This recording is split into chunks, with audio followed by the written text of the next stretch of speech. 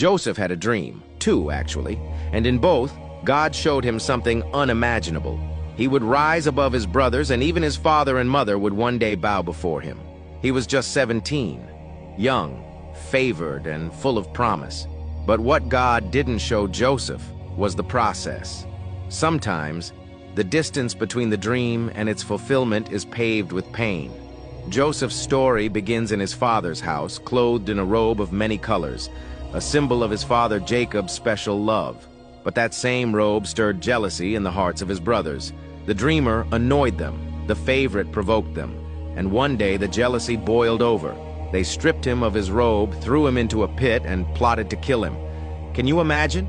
Betrayed by your own blood, rejected, abandoned, alone in a pit with nothing but the sound of dry earth and betrayal echoing in your ears. But God wasn't finished. Instead of killing him, they sold him to passing traders. Just like that, Joseph went from favorite son to a slave on his way to Egypt. And it would have been easy to believe the dream was dead, but God had only just begun. In Egypt, Joseph was sold to Potiphar, a high-ranking official in Pharaoh's court. And there, something surprising happened. God was with Joseph, even in slavery, even in a foreign land, even in pain.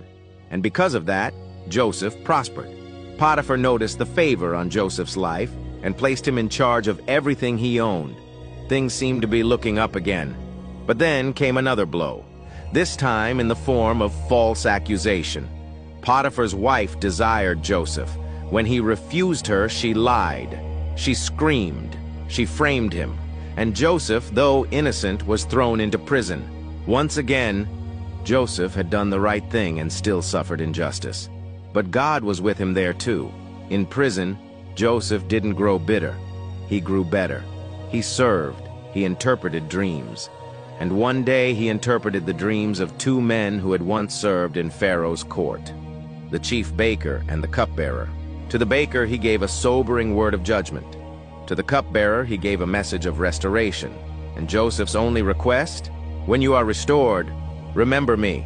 But the cupbearer forgot. Joseph sat in that prison for 2 more years. Forgotten by man, but never forgotten by God. Then one night, Pharaoh had a dream. 2, in fact, just like Joseph once had. And no one in Egypt could explain them. That's when the cupbearer finally remembered the Hebrew slave who interprets dreams. They pulled Joseph from the prison. He shaved, changed his clothes, and stood before the most powerful man on earth. Pharaoh said, "I hear you can interpret dreams." And Joseph, still humble, still faithful, replied, "I cannot, but God can." Joseph then interpreted the dreams. 7 years of abundance followed by 7 years of famine. And he didn't stop there. He gave Pharaoh a plan, a strategy, and wisdom. In a moment, everything changed. Pharaoh looked at Joseph and said, "Can we find anyone like this man, one in whom is the Spirit of God?" And he placed Joseph second in command over all of Egypt. From prison to palace, from forgotten to favored, from betrayed to crowned. But it wasn't just about Joseph. God was positioning him to save lives, including the very brothers who betrayed him.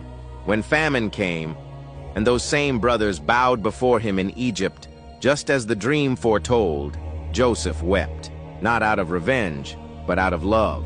He forgave them. He provided for them. He saw the full picture. What the enemy meant for evil, God used for good. What can we learn from Joseph's journey? Number 1, your pit doesn't cancel your purpose. Even when people reject you, God's calling remains.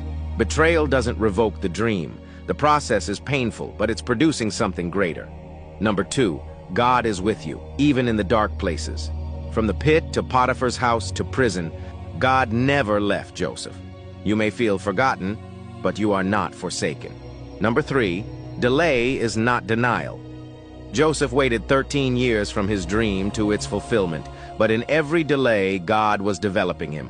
Don't mistake waiting as wasted time. Number 4, promotion comes after preparation. Joseph was faithful in the pit, in the house, and in the prison.